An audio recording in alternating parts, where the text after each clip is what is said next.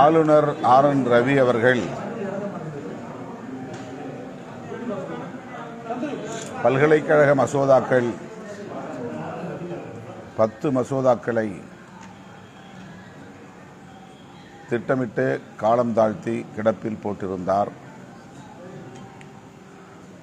தனது சட்டப்பூர்வமான கடமையை நிறைவேற்றாமல் குடியரசுத் தலைவரின் ஒப்புதலுக்காக அவற்றை அனுப்பி வைத்தார். உச்சநீதிமன்றத்தில் இது தொடர்பாக தமிழ்நாடு அரசு தொடுத்த வழக்கில் ஆளுநர் RN ரவி அவர்கள் சட்டத்திற்கு விரோதமாக செயல்பட்டிருக்கிறார் என்பதை சுட்டிக்காட்டி உச்சநீதிமன்றமே அந்த 10 மசோதாக்களையும் சட்டமாக அங்கீகரிக்கிறது என்ற தீர்ப்பை, வரலாற்று சிறப்பு வாய்ந்த தீர்ப்பை வழங்கியுள்ளது. மாநில அரசுகளை வேண்டுமென்றே திட்டமிட்டு நெருக்கடிக்கு உள்ளாக்க விரும்புகிற ஆளுநர்களுக்கு பாடம் புகட்டும் வகையில் இந்த தீர்ப்பை உச்சநீதிமன்றம் வழங்கியிருக்கிறது. இது இந்தியாவுக்கே வழிகாட்டக்கூடிய ஒரு வரலாற்று முக்கியத்துவம் வாய்ந்த தீர்ப்பு. வரவேற்று இதனை பாராட்டுகிறோம். அதேபோல நீட் விலக்கு மசோதாவையும் தமிழ்நாடு அரசு நிறைவேற்றி ஆளுநரின் வழியாக குடியரசுத் தலைவரின் ஒப்புதலுக்கு அனுப்பப்பெற்ற நிலையில் குடியரசுத் தலைவர் அதனை நிராகரித்திருப்பது அதிர்ச்சி அளிக்கிறது. இதனையும் உச்சநீதிமன்றத்தின் கவனத்திற்கு தமிழ்நாடு அரசு எடுத்துச் செல்லும் என்று நம்புகிறோம். உச்சநீதிமன்றம் நீட் விலக்கு மசோதாவிலும் நமக்கு நீதி வழங்கும் என்ற நம்பிக்கை உள்ளது. மாதவிடாயை காரணம் காட்டி பள்ளி மாணவியை தனியே அமர்த்தி தேர்வு எழுத வைத்திருப்பது கடும் அதிர்ச்சியை அளிக்கிறது.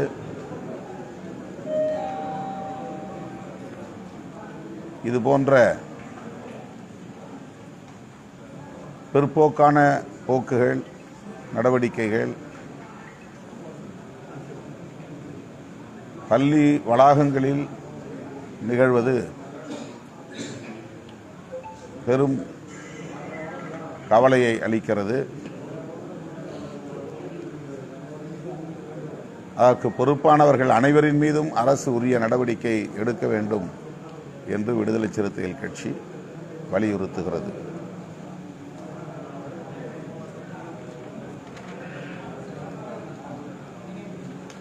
திருவண்ணாமலை மாவட்டம் கலசப்பாக்கம் பகுதியில் மணல் கடத்தலை தடுக்க போன ஒரு காவல்துறை அதிகாரி, ஒரு சப் இன்ஸ்பெக்டரை ஒருத்தர் சட்டையை பிடிச்சி யூனிஃபார்ம் இருக்காங்க, சட்டை பிடிச்சி தாக்கியிருக்காங்க. அதை பற்றி ஒரு கருத்து. எங்கள் ஊர் விஷயம் ஆக்சுவலாக மாடு விடுறாங்க, மாடு வந்து மண் அடிக்கிறாங்க.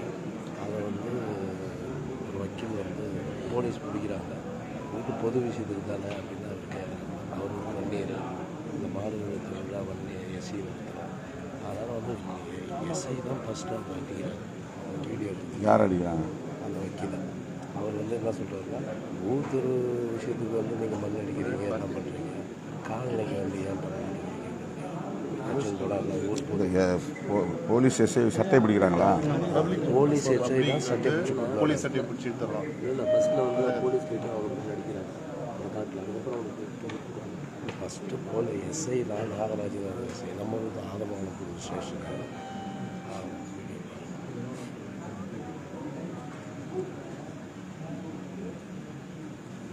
சட்டை பிடிச்சி ஆக்சுவலாக காலையில் மாடு வெள்ள திருவிழா மாநாடு. அதுக்கு இது மோடு பண்ணதுக்கு மண்ணு ஓட்டம் ஒரு டிராக்டர், ஒரு 3 டிராக்டர் போகுது. அதை வந்து யாரும் இன்ஃபார்ம் சொல்லி எஸ்ஐ பிடிக்கிறாங்க. அவன் இந்த வக்கீல் இவரோட மனைவியே வந்து இன்ஸ்பெக்டர் தான். இவர் பேர் குமரன், அவர் வன்னியர் ஏடிஎம்கே. அது ஊர் திருவிழாவுக்கு மட்டும் பண்ண இல்லைங்க, காலனிக்கு ஏன் பொது விஷயம் தான் நான் ஓட்டினா என்னென்ன எஸ்ஐ அதனால் எஸ்ஐ அவர் பிடிச்சி அதுக்கப்புறம் ஒரு கட்டத்தில் 2026 சட்டமன்ற தேர்தலில் பாஜக அமோக வெற்றி பெறும் அமித்ஷா சொல்லியிருக்காரு. தொகுதி மறுசீரமைப்புக்கு எந்த ஒரு அநீதியும் இழைக்கப்படாதுன்னு சொல்லியிருக்காரு. அதை பத்தி உங்களுக்கு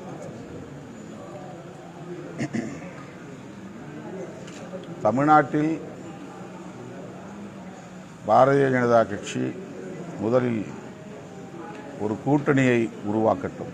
அவர்கள் எந்த கூட்டணியில் இருக்கிறார்கள், எப்படி கூட்டணியை உருவாக்கப் போகிறார்கள் என்பதுவே இன்னும் பாஜகக்காரர்களுக்கு தெரியவில்லை. தமிழ்நாட்டு தலைவரை மாற்றப் போகிறார்கள், யாரை புதிதாக போடப் போகிறார்கள் என்கிற பதற்றம் பாஜகக்காரர்களிடையே மேலோங்கி இருக்கிறது. இந்த நிலையில் 2026 தமிழ்நாட்டில் அவர்கள் ஆட்சி அமைக்கப் போகிறார்கள் என்று சொல்லுவது நகைப்புக்குரியதாக இருக்கிறது.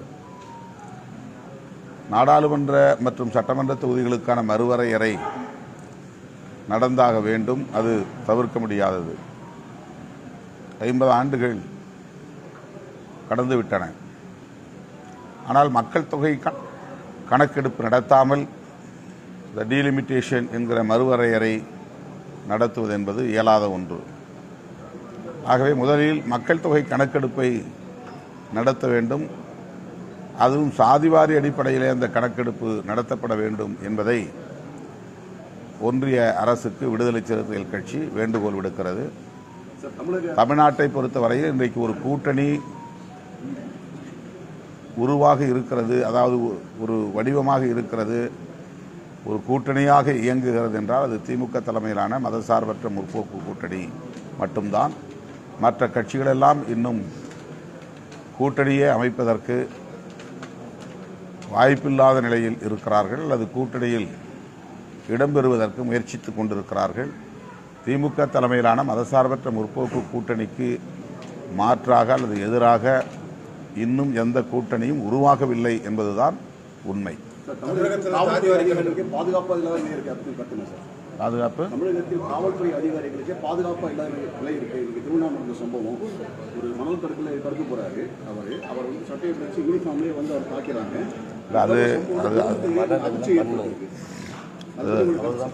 அது காவல்துறையினரை வந்து தாக்குவது என்பது ஏற்புடையதல்ல. அவர்கள் யாராக இருந்தாலும் அவர்கள் மீது நடவடிக்கை எடுக்க வேண்டும். அதில் யாருக்கும் மாற்றுக்கருத்து இல்லை. தமிழகத்தில் ஜாதிவாரி கணக்கெடுப்பு நடத்தணும். இந்தியா முழுவதும் இல்லை, இது இந்திய அளவிலான தேவையானது. இது மாநில அளவிலான பிரச்சனையே இல்லை. இந்திய அளவிலான மக்கள் தொகை கணக்கெடுப்பு நடத்தப்படணும். அது 2021 நடத்தப்பட வேண்டிய மக்கள் தொகை கணக்கெடுப்பு இன்னும் நடத்தப்படவில்லை, தள்ளி போய் கொண்டிருக்கிறது. அது மிக மிக முக்கியமானதாக இருக்கிறது.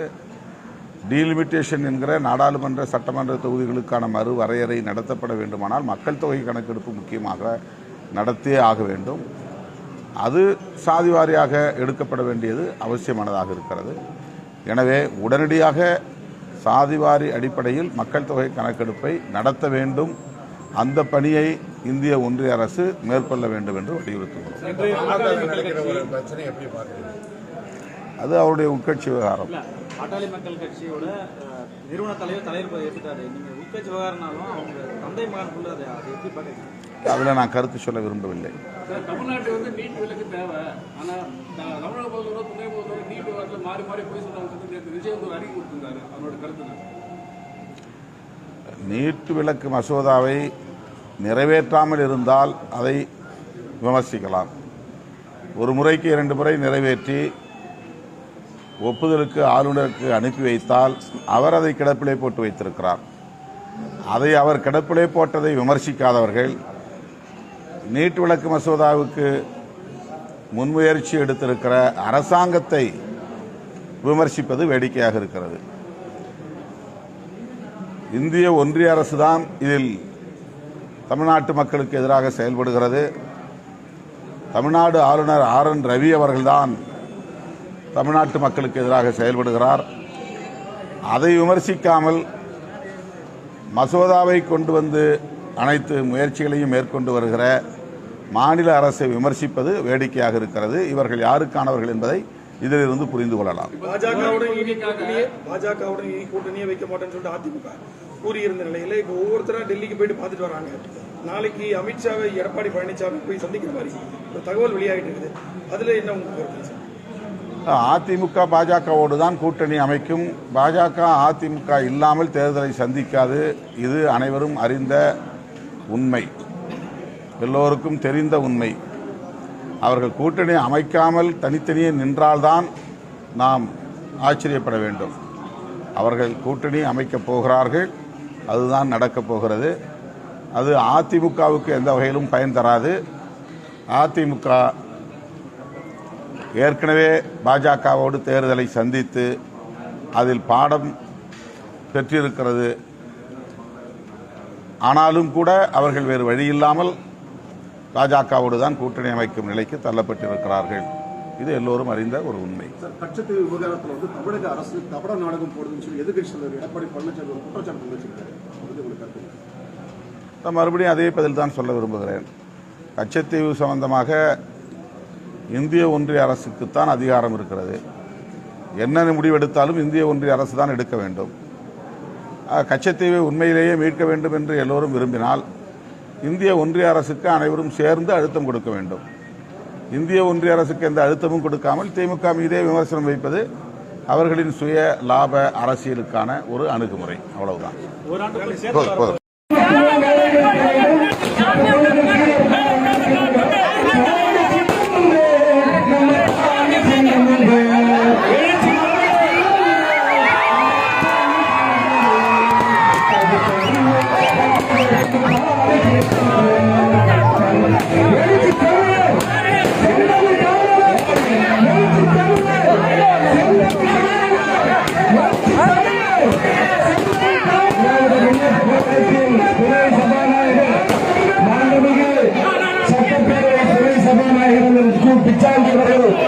மேடைக்கு வருவதை அன்போடு அழைக்கின்றோம்.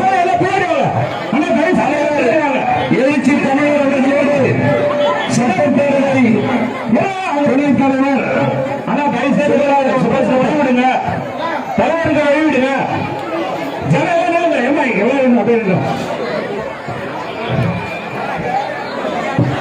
தயவுசெய்து எல்லாம் நில்லுங்க, கம்மனு கிளம்புங்க, கம்மனு இருங்க.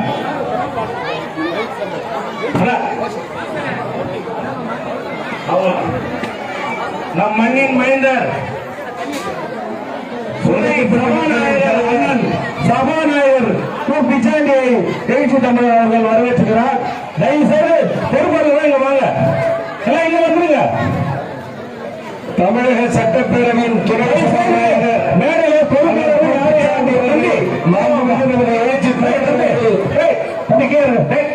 அழைத்து வருகிறார். கேளுங்க, பொறுப்பாளர்கள் தயவு செய்து பேசிக்காதீங்க, எல்லாம் கீழே இருங்க, பேசிக்காதீங்க.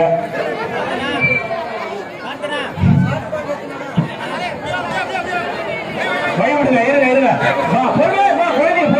பொறுமையா போகுமா, எல்லாம் பார்க்கட்டும், தலைவர் எல்லாம் பார்க்கட்டும், பொறுமையா கூட்டுமாங்க, பொறுமையா கூட்டுமாங்க.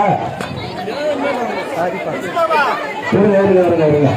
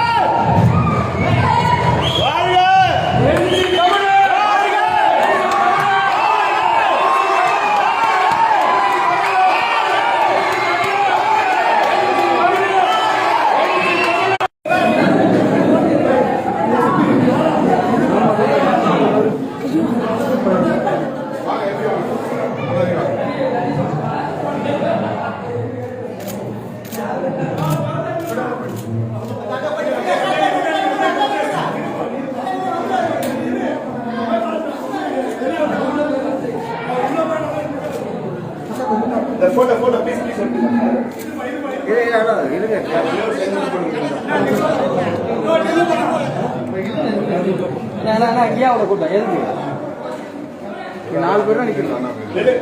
4 பேர் தான் நிக்கிற மாதிரி இது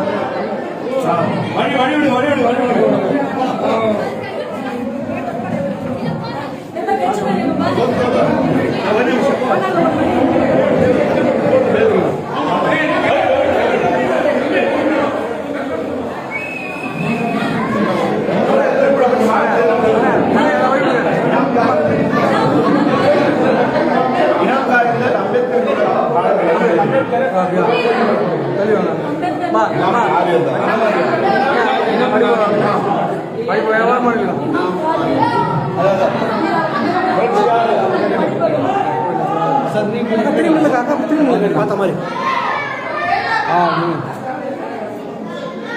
அண்ணா அது கொஞ்சம் அப்படி பார்த்த மாதிரி வாங்க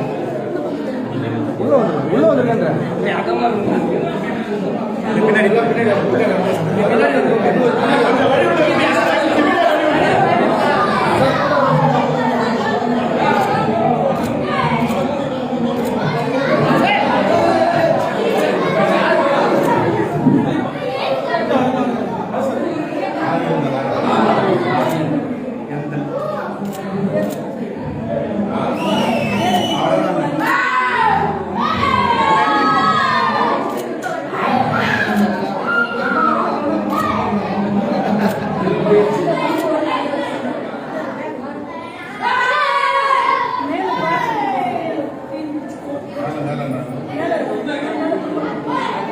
எழுச்சி தமிழர் எழுச்சி தமிழர் தமிழ் காவலர் தியாக தலைவர் தேசிய தலைவர் எழுச்சி தமிழர் எழுச்சி தமிழர் தியாக தலைவர் தேசிய தலைவர் தலைவர் தலைவர்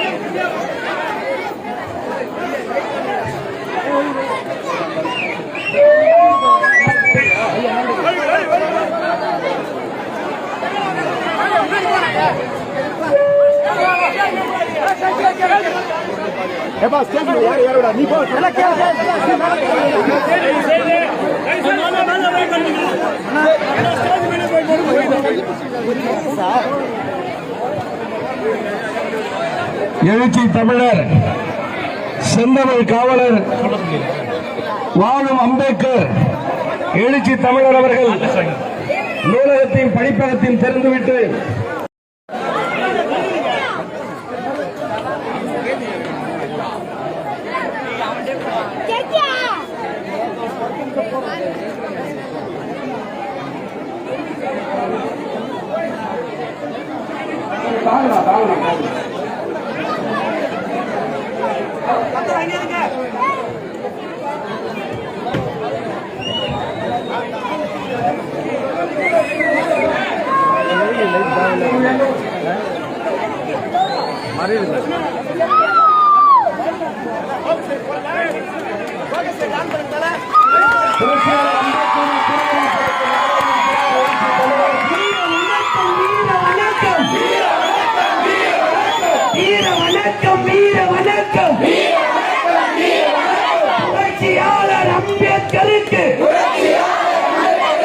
புரட்சியாளர் அம்பேத்கருக்கு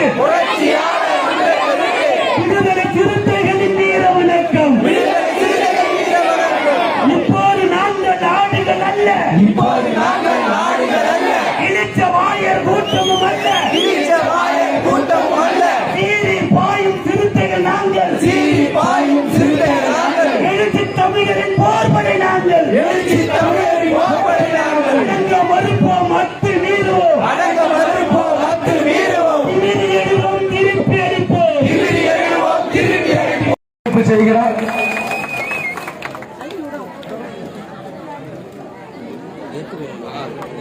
கலசப்பாக்கம் சட்டமன்ற தொகுதி உறுப்பினர் அண்ணன் மரியாதைக்குரிய சரவணன் அவர்களுக்கு சால்வடைப்பு சிறப்பு செய்யப்படுகிறார். நாடாளுமன்ற உறுப்பினர் மரியாதைக்குரிய CN அண்ணாதுரை அவர்களுக்கு தலைவர் எழுச்சி தமிழர் அவர்கள் பொன்னாடை போற்றி மரியாதை செலுத்துகிறார்.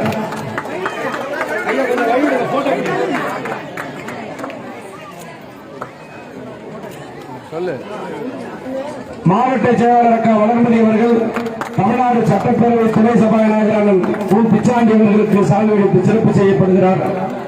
நாடாளுமன்ற உறுப்பினர் CN அண்ணாதுரை அவர்களுக்கு மாவட்ட செயலாளர் அக்கா வளர்மதி அவர்கள் இனாம் காரியத்தில் கிராமத்தைச் சேர்ந்த இளைஞர்களும் சால்வடைப்பு சிறப்பு செய்யப்படுகிறார்கள்.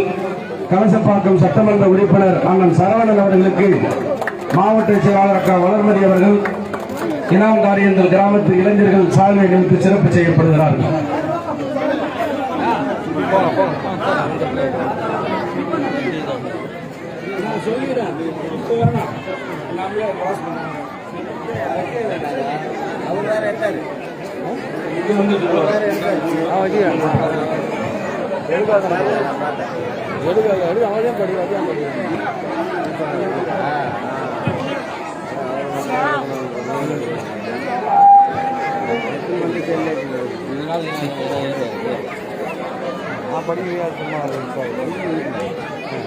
நமது உலகம் போற்றும் தலைவர், இந்திய அரசியலின் திசை வழிப்போக்கை தீர்மானிக்கிற உலகமெங்கும் வாழும் தமிழ் மக்களின் தலைவர் அவர்களுக்கு திராவிட முன்னேற்ற கழகத்தின் சார்பில் இந்த கிராமத்தைச் சேர்ந்த பெரியவர்கள் சால்வடைப்பு சிறப்பு செய்கிறார்.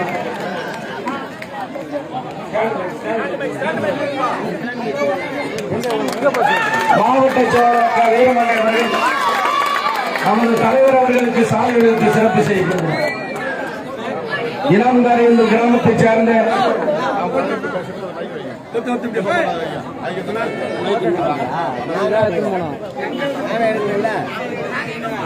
இளந்தாரி என்ற கிராமத்தைச் சேர்ந்த இளைஞர்களின் மாவட்ட துணை அமைப்பாளர் அருமை சகோதரர் ராஜீவ்காந்தி அவர்கள் தலைவர் அவர்களுக்கு சாலை அணிவித்து சிறப்பு செய்யப்படுகிறார். அரசு ஐக்கிய பேரவையின் மாவட்ட தலைவர் மாவட்ட துணைத் தலைவர் ராஜகோபால் அவர்கள் எழுச்சி தமிழர் அவர்களுக்கு சாலை அணிவித்து சிறப்பு செய்கிறார். இளம்நாடு என்ற கிராமத்தைச் சேர்ந்த ஓவியர் அருமை சகோதரர் பாரதி அவர்கள் எழுச்சி தமிழர் அவர்களுக்கு சாலை அணிவித்து சிறப்பு செய்கிறார்.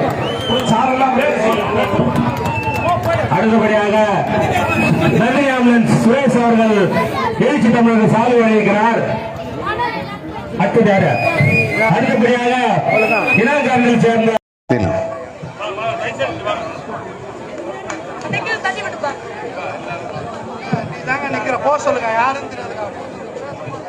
நடைபெற்றுக் கொண்டிருக்கிற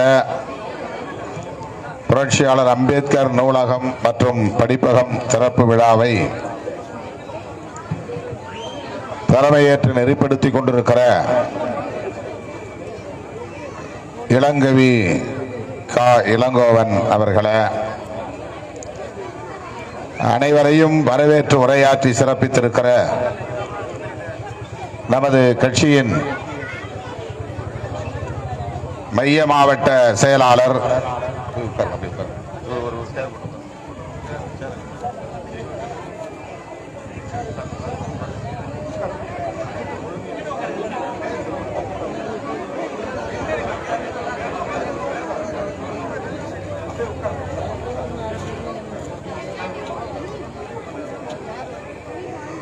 மைய மாவட்ட செயலாளர் பா வளர்மதி அவர்களே, முன்னிலை வகித்து நிகழ்வை சிறப்பித்துக் கொண்டிருக்கிற முன்னாள் ஊராட்சி மன்ற தலைவர்கள் ராதா சண்முகம், ஆ சம்பத் ஆகிய தோழர்களே, நம்முடைய அழைப்பை ஏற்று இங்கே வருகிறது இந்த நூலகத்தை திறந்து வைத்து சிறப்புரை வழங்கி அமர்ந்திருக்கிற தமிழ்நாடு சட்டப்பேரவையின் துணைத் தலைவர் மாண்புமிகு அண்ணன் கு பிச்சாண்டி அவர்களே, பல்வேறு பணிச்சுமைகளின் காரணமாக வர இயலவில்லை என்று வாழ்த்துச் செய்தியை தொலைபேசி மூலமாக நமக்கு வழங்கியதோடு இந்த நிகழ்வுக்கு ஒத்துழைப்பு நல்கியிருக்கிற திராவிட முன்னேற்றக் கழகத்தின் மாநில மருத்துவ அணி துணைத் தலைவர் அன்பு இளவல் ஏவாவே கம்பன் அவர்களே, வளர்மதி அவர்களின் சொந்த கிராமத்தை சார்ந்த தேவனாம்பட்டு கிராமத்தை சார்ந்தவரும் திராவிட முன்னேற்றக் கழகத்தின் நாடாளுமன்ற உறுப்பினருமான அண்ணன் CN அண்ணாதுரை அவர்களே, கலசப்பாக்கம் சட்டமன்ற உறுப்பினராக இருந்தாலும் கூட இந்த பகுதியின் ஒன்றிய கழக செயலாளராக 17 ஆண்டுகள் பணியாற்றிய பெருமைக்குரிய தேசூத்தி சரவணன் அவர்களே, கட்சியின் மாநில அமைப்பு செயலாளர் கி கோவேந்தன் அவர்களே, நாடாளுமன்ற தொகுதி செயலாளர் ஏ நேரு அவர்களே, கட்சியின் முன்னாள் மாவட்ட அமைப்பாளரும் மாவட்ட செயலாளருமாக பணியாற்றிய தம்பி வி.க. அம்பேத் வளவன் அவர்களே, அரசு ஊழியர் ஐக்கிய பேரவையின் மாநில தலைவர் மாவட்ட தலைவர் பெல் மு ரவி அவர்களே, மாவட்ட துணைத் தலைவர் கு ராஜகோபால் அவர்களே, மறைந்த நமது கட்சியின் முன்னணி பொறுப்பாளர் வழக்குரைஞர் மோகன் அவர்களின் அன்பு மைந்தன் அருமை தம்பி யுவராஜ் மோகன் அவர்களே, இந்த நிகழ்விலே பங்கேற்று இதனை சிறப்பித்துக் கொண்டிருக்கிற மற்ற மாவட்ட செயலாளர்கள் தம்பி நியூட்டன் அவர்களே, தம்பி அசுர வடிவேல் அவர்களே, மற்றும் முன்னணி பொறுப்பாளர்கள் பாலசிங்கம் அவர்களே, பகலவன் அவர்களே, பொன்னிவளவன் அவர்களே, மோ ரமேஷ் அவர்களே, இரா நாகராஜ் அவர்களே, கோபி அவர்களே, சாரதி அவர்களே, தமிழ்மாறன் அவர்களே, பகலவன் ரஜினி அவர்களே மற்றும் நன்றியுரை ஆற்றவிருக்கிற இளஞ்சிறுத்தைகள் எழுச்சி பாசறையின் மாவட்ட துணை அமைப்பாளர் ராஜீவ்காந்தி அவர்களே, ஒன்றிய துணை செயலாளர் தட்சிணாமூர்த்தி அவர்களே,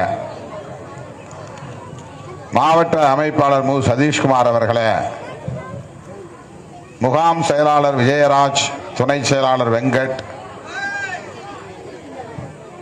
முன்னாள் முகாம் செயலாளர் விஜயராஜ், இந்நாள் முகாம் செயலாளர் பரத், முகாம் துணை செயலாளர் எம்ஜிஎம், என்ன பேரு, எம்ஜிஎம், முகாம் துணை செயலாளர் பிரகாஷ், அன்பு, மேற்கு ஒன்றிய செயலாளர் மகளிர் விடுதலை இயக்கத்தை சார்ந்த தா ஜெயா மற்றும்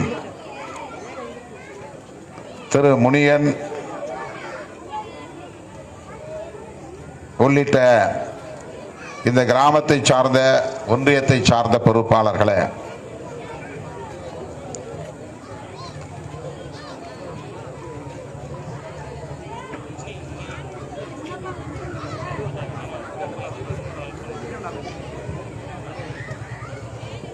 திரளாக கூடியிருக்கிற என் உயிரின் உயிரான விடுதலை சிறுத்தைகளே, உங்கள் அனைவருக்கும் என்னுடைய பணிவார்ந்த வணக்கத்தை தெரிவித்துக் கொள்கிறேன்.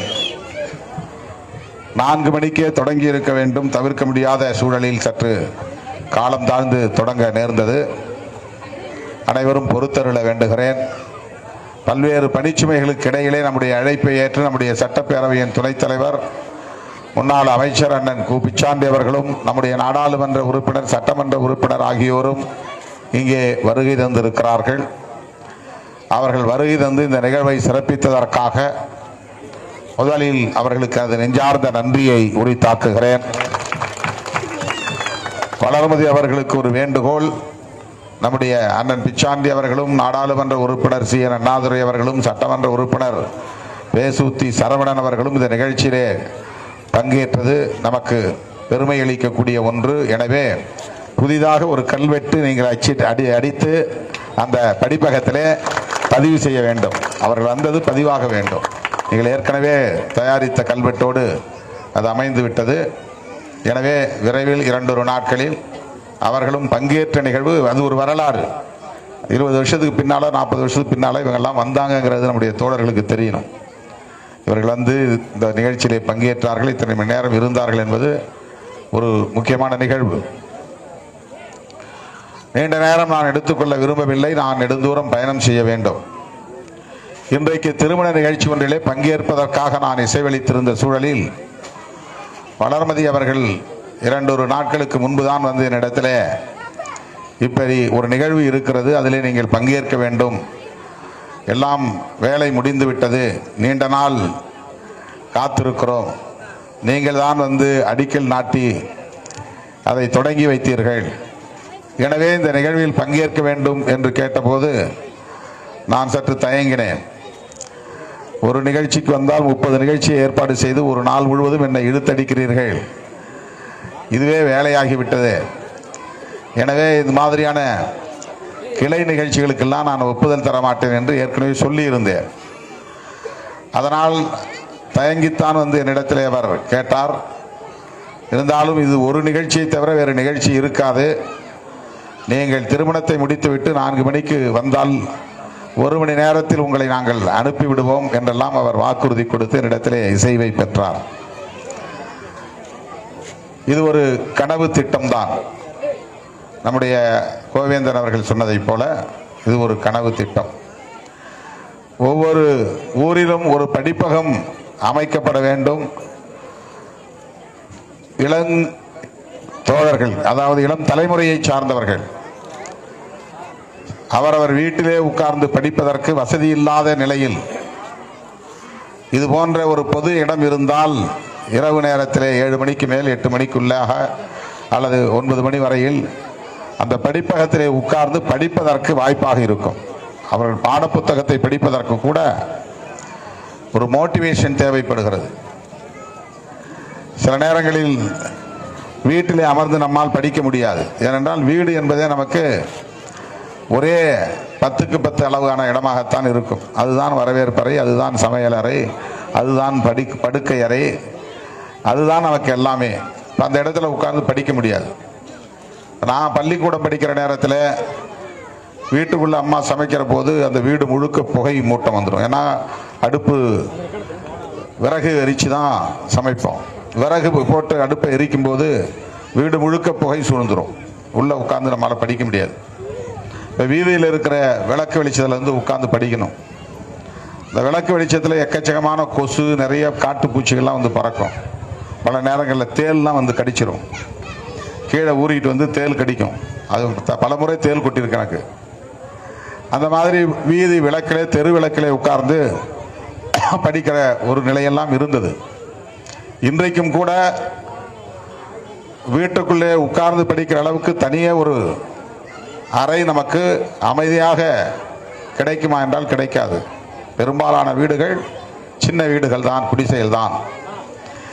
எனவே அந்த குடும்பங்களில் பிறந்த பிள்ளைகள் ஒரு பொதுவான இடத்திலே 10 பேர் உட்கார்ந்து படிக்கிற போது அது ஊக்கம் பிறக்கும். 10 பேர் ஒன்றா ஒரு இடத்துல உட்கார்ந்து அமைதியாக அவங்க புத்தகத்தை திறந்து வச்சு படிக்கிறது, வீட்டு பாடத்தை செய்வது, ஹோம்ஒர்க் பண்ணணும். அது கணித பாடமாக இருக்கலாம், வரலாற்று பாடமாக இருக்கலாம், தமிழ் பாடமாக இருக்கலாம்.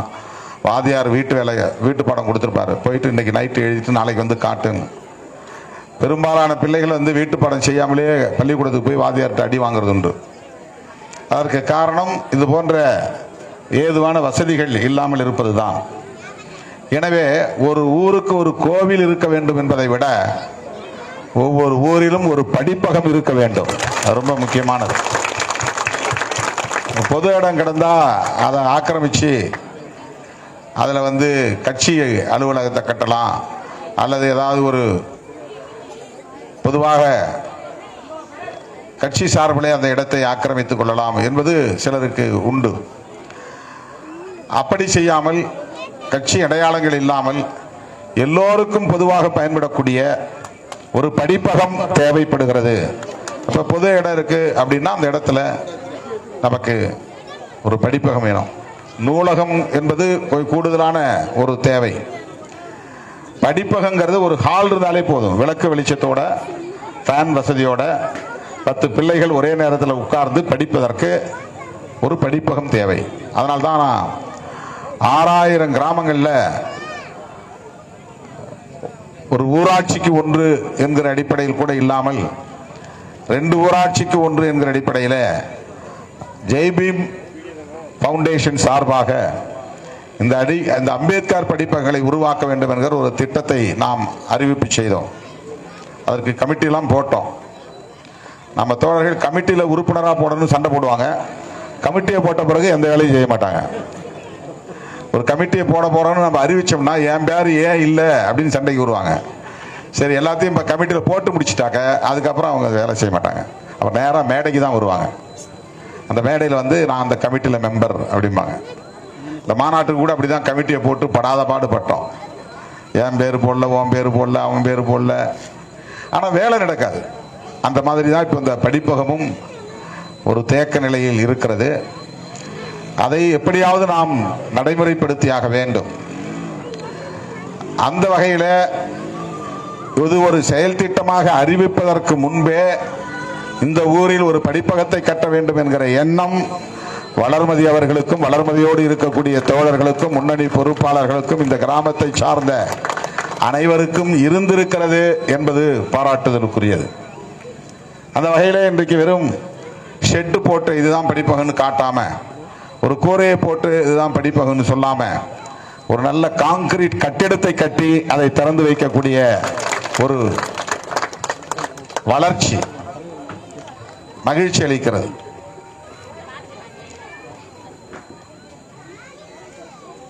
இது பிற ஊர்களுக்கு ஒரு எடுத்துக்காட்டாக அமைந்திருக்கிறது. இன்னைக்கு நம்மோடு மோகன் இல்லை. அன்றைக்கு நான் அடிக்கல் நாட்ட வந்ததை இங்கே நினைவு கூர்ந்தார்கள். வழக்கறிஞர் மோகனும் இங்கே அதில் பங்கேற்றார் என்பதை எடுத்து சொன்னார்கள். அதே போல முனியன் அவர்கள் இந்த கிராமத்தை சார்ந்தவர். இந்த படிப்பகத்தை கட்டுவதற்காக அரும்பாடுபட்டவர். அவர் இன்று நம்மோடு இல்லை என்பதை தோழர்கள் இங்கே பெரும் துயரத்தோடு பகிர்ந்து கொண்டார்கள்.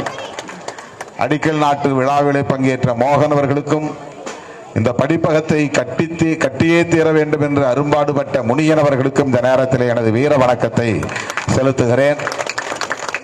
நம்ம எல்லாம் மனிதர்களாய் தலைநிமிர வைத்த நம்முடைய மகத்தான தலைவர் புரட்சியாளர் அம்பேத்கர் அவர்கள் இன்றைக்கு உலகம் போற்றும் மா மனிதராக ஒளிர்ந்து கொண்டிருக்கிறார் என்று சொன்னால் அதற்கு காரணம் அவர் அரும்பாடுபட்டு சம்பாதித்து பெரிய கோடீஸ்வரரானார் என்பதற்காக அல்ல. அப்படி அவர் ஆகவே இல்லை. பொருளாதாரத்தில் மேம்பட்ட யாரையும் உலகம் கொண்டாடவில்லை. அவன் வாழற நேரத்தில் அவனுக்கு மதிப்பு இருக்கும், அவ்வளவுதான். ஒரு கோடீஸ்வரன், டாட்டா ஒரு பெரிய பணக்காரர், பிர்லா ஒரு பணக்காரர் அப்படின்னு இந்தியாவில் சொல்லுவாங்க, பணக்காரர்கள் சொல்லுவாங்க, அவ்வளவுதான். ஆனால் இன்னும் பல தலைமுறைகளுக்கு, பல நூறு தலைமுறைகளுக்கு புரட்சியாளர் அம்பேத்கருடைய பெயரை உலகம் உச்சரித்துக் கொண்டே இருக்கும். மாமேதை மார்க்சின் பெயரை உச்சரித்துக் கொண்டே இருக்கும். ஏன்? அவங்க என்ன வாழும் காலத்தில் கோடி கோடியாய் சம்பாதித்து பெரும் தனவந்தர்களாக உயர்ந்த காரணத்தினாலா? அம்பானி அதானி என்றெல்லாம் சொல்லுகிறோமே, அதை போல பெரிய கோடீஸ்வரர்களாக வளர்ந்தார்கள் என்பதற்காகவா நினைவு கூறுகிறார்கள்? இல்லை. அம்பேத்கர் அவர்களை இன்றைக்கு உலகமே போற்றுகிறது என்றால் அதற்கு அவருடைய அறிவாற்றல் தான் காரணம், அவருடைய அறிவார்ந்த பங்களிப்பு தான் காரணம். அவ்வளவு பெரிய அறிவு அவருக்கு எப்படி வந்தது என்று சொன்னால், பள்ளி மாணவனாக இருந்த காலத்திலிருந்தே நூலகத்தில் தான் அவருடைய பெரும்பாலான நேரம் கழிந்தது. எந்த நாட்டுக்கு படிக்க போனாலும் அங்கே போய் ஊர் சுற்றி பார்ப்பது அவருடைய வேலை இல்லை. அமெரிக்காவுக்கு வந்திருக்கிறோம், அமெரிக்காவில் எது பார்க்க வேண்டிய இடம், டூரிஸ்ட் பிளேஸ், அங்கே போய் பார்க்கலாம் அப்படின்னு பொழுத கழிக்கவில்லை, ஊர் சுற்றி பார்க்கவில்லை. லண்டனுக்கு போனால் லண்டனில் எது சிறப்புக்குரிய இடம், பார்க்க வேண்டிய இடம் அப்படின்னு போய் அவர் ஊர் சுற்றி பொழுதை கழிக்கவில்லை. எந்த நாட்டுக்கு போனாலும் அங்கே எங்கே நூலகம் இருக்கிறது என்று தேடி பிடித்து அந்த நூலகத்திலே பல மணி நேரம் இருந்து படிக்கக்கூடிய ஒரு பண்பாடு அவரிடத்திலே இருந்திருக்கிறது, ஒரு பண்பு இருந்திருக்கிறது. லண்டனிலே இருக்கிற பல்கலைக்கழகத்தில் 2 பெரிய தலைவர்களின் திருவுருவப் படங்களை அந்த நூலக நிர்வாகம் திறந்து வைத்திருக்கிறது. ஏனென்றால் அந்த 2 பேரும் தான் அங்குள்ள நூல்களில் லட்சக்கணக்கான நூல்களை படித்தவர்கள் என்கிற பெருமைக்குரியவர்கள். அந்த 2 பேர் யார் என்றால், ஒருவர் மாமேதை காரல் மார்க்ஸ், இன்னொருவர் புரட்சியாளர் அம்பேத்கர். இவங்க 2 பேரும் உள்ள காலையில நுழைஞ்சாங்கன்னா சாயந்தரம் அந்த லைப்ரரி வந்து டைம் ஆச்சு வெளியே கிளம்பு நான் பூட்டணும்னு சொல்ற நேரம் வரையிலும் படிச்சுட்டு இருப்பாங்களாம். வெறும் சிலபஸுக்குள்ள மட்டுமே அவர் கவனம் செலுத்தவில்லை. நாளைக்கு பரீட்சைக்கு படிக்கணும்னா இன்னைக்கு நைட்டு போய் நம்ம புத்தகத்தை எடுப்போம், அரைகுறையாக படிச்சுட்டு போய் நம்ம பாதியாக ஒவ்வொரு கொஸ்டினுக்கும் பதில் எழுதி வச்சுட்டு வருவோம். 10 மார்க்கு 4 மார்க்கு 5 மார்க்கு தான் நமக்கு கிடைக்கும். சராசரியாக 35 மார்க் எடுத்தா பாஸ். அப்படி கடந்து வந்தவர்கள் நாம் எல்லாம். Just pass. 35 mark 40 mark 50 mark 60 mark எடுத்தா பெரிய டிஸ்டிங்ஷன். 75 மார்க் 60 மார்க் எடுக்கலாம் ரொம்ப ரேர். ஃபர்ஸ்ட் கிளாஸில் பாஸ் பண்ணால் அவனுக்கு 300 ரூபா பணம்லாம் கொடுப்பாங்க அப்போ. ஆனால் அம்பேத்கர் அவர்கள் அந்த சிலபஸை தாண்டி விழுந்து விழுந்து படித்தார். தத்துவமா அவர் படிக்காத நூல்களே இல்லை. வரலாறா அந்த துறையிலே அவர் பேராசிரியருக்கும் பேராசிரியர், அந்த அளவுக்கு வரலாறு படித்தார். பொருளியலா உலக அளவில் விரல் விட்டு எண்ணக்கூடிய பொருளாதார அறிஞர்களுள் புரட்சியாளர் அம்பேத்கர் ஒருவர். அண்மையிலே நோபல் பரிசு பொருளாதாரத்திற்காக பெற்ற அமர்த்தியா சென் 10-20 ஆண்டுகளுக்கு முன்பு என்று கருதுகிறேன், அவர் சொன்னார், எனக்கு நோபல் பரிசு கிடைத்திருக்கிறது, இந்த பரிசை நான் அம்பேத்கருக்கு காணிக்கையாக்குகிறேன் என்று சொன்னார். ஏனென்றால் அவர்தான் என்னுடைய ஆசான். பொருளாதார துறையிலே இன்றைக்கு நான் நோபல் பரிசு பெற்றிருக்கிறேன் என்றால் அந்த அளவுக்கு எனக்கு பொருளாதார ஞானம் பெறுவதற்கு அம்பேத்கருடைய ஞானம்தான் காரணம் என்று அமர்த்தியா சென் குறிப்பிட்டிருக்கிறார். அப்படி பொருளாதார துறையிலே ஒரு பேரறிஞர், தத்துவத்துறையிலே பேரறிஞர், வரலாற்று துறையிலே பேரறிஞர். அவர் தந்த செயல் திட்டத்தின் அடிப்படையில் தான் முதலில் பக்ரானங்கள் குடிநீர் திட்டமே உருவானது. பண்டிட் ஜவஹர்லால் நேரு அவர்கள் இந்தியாவிலே ஒரு அணைக்கட்டு திட்டத்தை உருவாக்கி நீர்ப்பாசன திட்டத்தை நடைமுறைப்படுத்தினார் என்றால் அந்த நீர்ப்பாசன திட்டத்திற்கு செயல் திட்டம் வகுத்து கொடுத்தவர் புரட்சியாளர் அம்பேத்கர் அவர்கள்.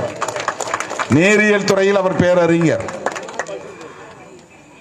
எந்த துறையை எடுத்தாலும் அந்த துறையிலே அவர் உச்சம் தொட்டவர். இன்றைக்கு நாடாளுமன்றத்தில் ஒரு நாளைக்கு 50 பேர் பேசுகிறார்கள் என்றால் அதில் குறைந்தது 3 அல்லது 5 பேராவது புரட்சியாளர் அம்பேத்கருடைய பெயரை சொல்லித்தான் பேசுவார்கள். மேற்கோள் காட்டி பாபா சாஹேப் டாக்டர் அம்பேத்கர் செட் என்று அவர் என்ன சொன்னார் என்பதை மேற்கோள் காட்டி பேசாத நாளே இல்லை. தலித் எம்பிக்கள் தான் பேச வேண்டும் என்று இல்லை, தலித் அல்லாத எம்பிக்கள் தான் வட இந்திய மாநிலங்களில் தேர்ந்தெடுக்கப்பட்ட பல உறுப்பினர்கள் புரட்சியாளர் அம்பேத்கருடைய கருத்து இதிலே என்ன, அரசமைப்பு சட்டத்திற்கான அந்த நிர்ணய சபையிலே அவர் என்ன பேசியிருக்கிறார், அவர் என்ன எழுதியிருக்கிறார். இப்போது கூட நமக்கு தீர்ப்பளித்த நீதிபதி தமிழ்நாடு அரசு தொடுத்த வழக்கில் ஆளுநர் RN ரவிக்கு எதிராக தொடுக்கப்பட்ட வழக்கில் கையெழுத்து போட முடியாது என்று 10 பல்கலைக்கழக மசோதாக்களை கிடப்பிலே போட்டு வைத்திருந்தார் அல்லவா இந்த RN ரவி. அதை எதிர்த்து உச்சநீதிமன்றத்தில் தொடுக்கப்பட்ட வழக்கிலே தீர்ப்பு தந்த நீதிபதி சொல்லுகிறார், அம்பேத்கரை மேற்கோள் காட்டி தீர்ப்பை சொல்லியிருக்கிறார். என்ன சொல்லியிருக்கிறார் என்றால், இந்த அரசமைப்பு சட்டம் எவ்வளவு உயர்ந்ததாக இருந்தாலும் அது நல்லவர்கள் கையில் பயன்பட்டால் தான் நல்லபடியாக பயன்படும், தீயவர்கள் கையில் சிக்கினால் அது தீமையில் போய் முடியும் என்று சொல்லியிருக்கிறார். இது அம்பேத்கர் சொன்னது. தீர்ப்பு எழுதுகிற நீதிபதி அம்பேத்கரை தவிர்த்து விட்டு தீர்ப்பு எழுத முடியவில்லை. ஆக உச்ச நீதிமன்றத்தின் நீதிபதிகளாக இருந்தாலும் உயர் நீதிமன்றத்தின் நீதிபதிகளாக இருந்தாலும் நாடாளுமன்ற அவைத்தலைவராக இருந்தாலும் அல்லது அமைச்சர்களாக இருந்தாலும் பிரதமராக இருந்தாலும் புரட்சியாளர் அம்பேத்கரை மேற்கோள் காட்டாமல் பேச முடியாது என்கிற நிலையை அவர் எட்டியிருக்கிறார் என்று சொன்னால் எண்ணி பார்க்க வேண்டும். அமெரிக்க அதிபர் ஒபாமா வந்திருந்த போது ஜாயின்ட் செஷன் சென்ட்ரல் ஹாலில் நடக்கிறது. மாநிலங்களவை மக்களவை உறுப்பினர்கள் எல்லோரும் சேர்ந்து அமருகிற அந்த மைய மண்டபத்தில் கூட்டம். அவர் எழுந்து குறிப்பே இல்லை, பேசுகிறார். ஆங்கிலத்தில் சரளமாக பேசுகிறார். அந்த உரையில் அவர் தொடர்ச்சியாக புரட்சியாளர் அம்பேத்கரை மேற்கோள் காட்டித்தான் பேசினார். 3-4 முறை பாபா சாஹேப் அம்பேத்கர் என்று அவருடைய உரையில் அவரை மேற்கோள் காட்டி பேசினார். தேசத்தந்தை காந்தியடிகளின் பெயரை கூட அவர் உச்சரிக்கவில்லை.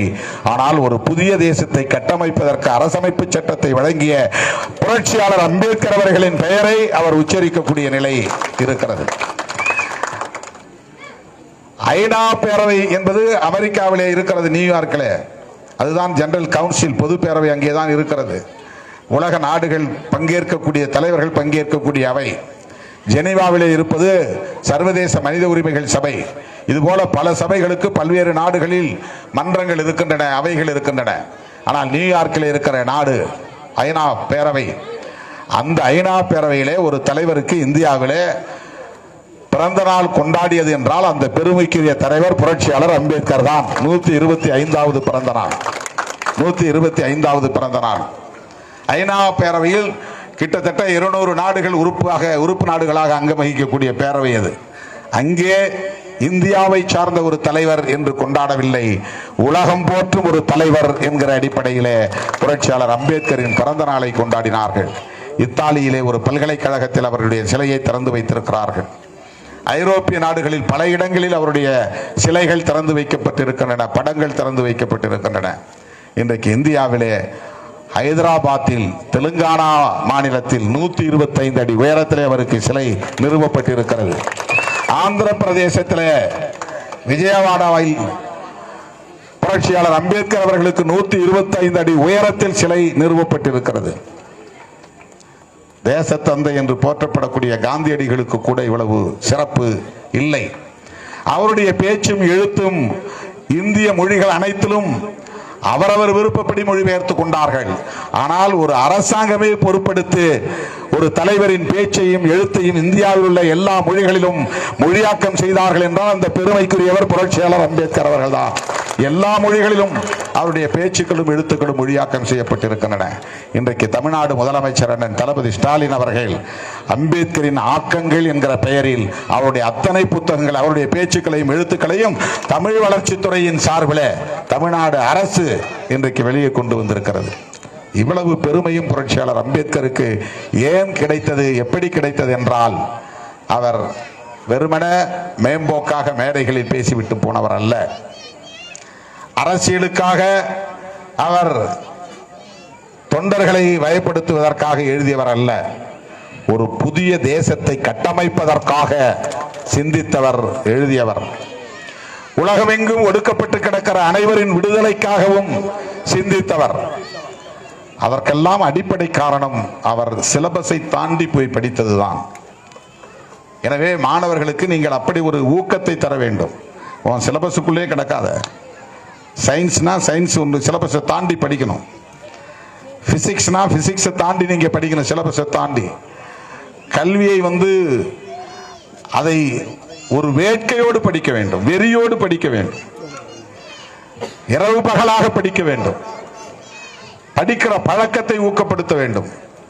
எல்லாம் ஒரு பழக்கத்தின் அடிப்படையில் தான் வளரும். எப்படி படிக்க வேண்டும் என்பதே ஒரு கலை. சும்மா படிச்சாக்க தூக்கம் வந்துடும், போர் அடிக்கும், புத்தகத்தை மூடிட்டு போய் படுத்துருவோம். படிப்பில் அப்படி ஒரு ஆர்வத்தை உருவாக்க வேண்டும். அதற்கு ஒவ்வொரு ஊரிலும் ஒரு படிப்பகத்தை உருவாக்குவோம் என்ற உறுதியை மேற்கொள்ள வேண்டும் என்ற வேண்டுகோளை விடுத்து, இதை வெற்றிகரமாக சாதித்து முடித்த ஒவ்வொருவரின் பெயரையும் என்னால் வாசிக்க முடியாது. வளர்மதி மட்டுமல்ல, ராஜகோபால் மட்டுமல்ல, இந்த கிராமத்தை சார்ந்த தம்பிகள், பரத் முன்னாள் முகாம் செயலாளர் என்ற அந்த தோழர்கள் மட்டுமல்ல, எல்லோரும் கட்சி சார்பற்று ஒத்துழைப்பு நல்கியதால் தான் இதை கட்ட முடிந்திருக்கிறது. இன்னும் கூடுதலாக நீங்கள் ஒற்றுமையாக இருந்திருந்தால் இதை கட்டி முடிக்கிறதுக்கு 3 மாசம் போதும். ஆனால் இது வருஷக்கணக்கில் நீண்டு போயிருக்கு. வருஷக்கணக்கில் நீண்டு போயிருக்குன்னா நிறைய இடர்பாடுகள் இருந்திருக்குன்னு அர்த்தம். ஒற்றுமை இல்லாமல் போராடிக்கொண்டே இருந்திருக்கிறீர்கள் என்று பொருள். ஒரு ஊர்ல நினைச்ச உடனே ஒரு கோயில் கட்டி முடிக்கிறீங்கன்னா மக்கள் ஒற்றுமையா இருக்கிறீங்கன்னு அர்த்தம். அடிக்கல் நாட்டிட்டு கோயிலே கட்டாம அப்படியே கிடக்குன்னா உங்களோட ஒற்றுமை இல்லைன்னு அர்த்தம். கோயிலை கட்டிப்பிடிப்பது ஒற்றுமையின் அடையாளம் என்பதை போல ஒரு படிப்பகத்தை கட்டி முடிப்பதும் ஊரின் ஒற்றுமையின் அடையாளம். எனவே ஒவ்வொரு கிராமத்திலும் கோவில் இருக்கிறதோ இல்லையோ, படிப்பகம் இருக்க வேண்டும் என்பதை சொல்லி அனைவரையும் வாழ்த்தி பாராட்டி வாய்ப்புக்கு நன்றி கூறி விடைபெறுகிறேன். நன்றி, வணக்கம்.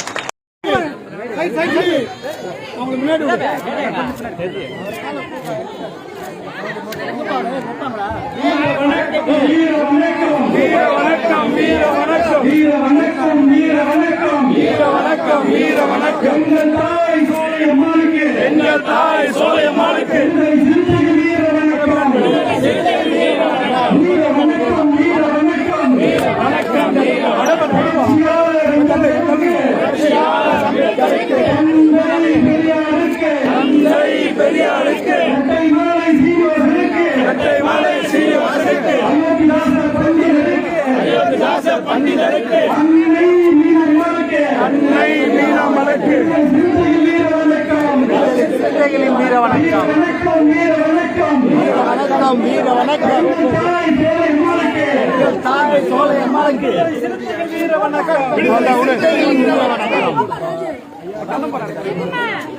தம்பி எத்தனை நடக்கிறாங்க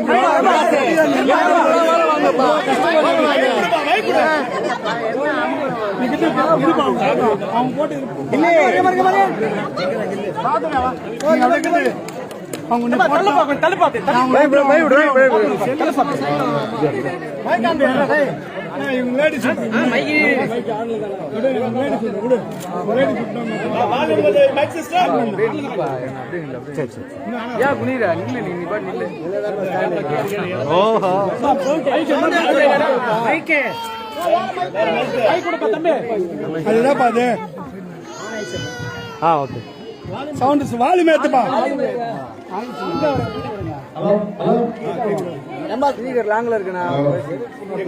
கொஞ்சம் கொஞ்சம் அப்படியே தரு இப்படி மறைந்த சோலையம்மாள் அவர்களின் பரபரப்பு நிகழ்வில் பங்கேற்று சிறப்பித்துக் கொண்டிருக்கிற மாவட்ட செயலாளர் வளர்மதி, நியூட்டன், அசுரவடிவேல் உள்ளிட்ட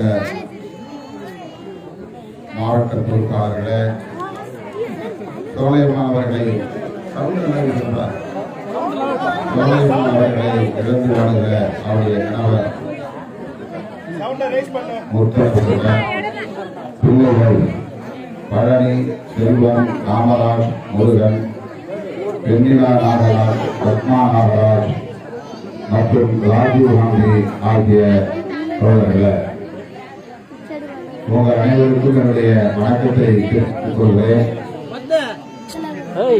நம்முடைய இனாம் காலேஜ் கிராமத்தை இன்றைக்கு புரட்சியாளர் அம்பேத்கர் பெயரில் நூலகம் மற்றும் படித்தகம் ஆகியவற்றை திறந்து வைத்திருக்கிற சூழலில் மறைந்த தாய் சோலையம்மாள் அவர்கள் திருவுருவத்தை திறந்து வைக்கக்கூடிய ஒரு நிகழ்வும் ஏற்பாடு செய்யப்பட்டிருக்கிறது.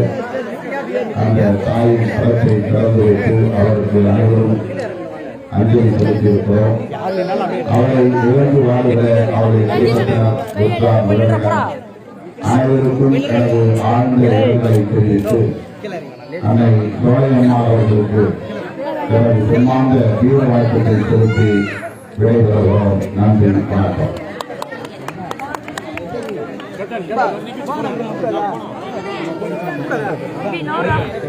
ராஜி, சூர்யா ஆகியோரின்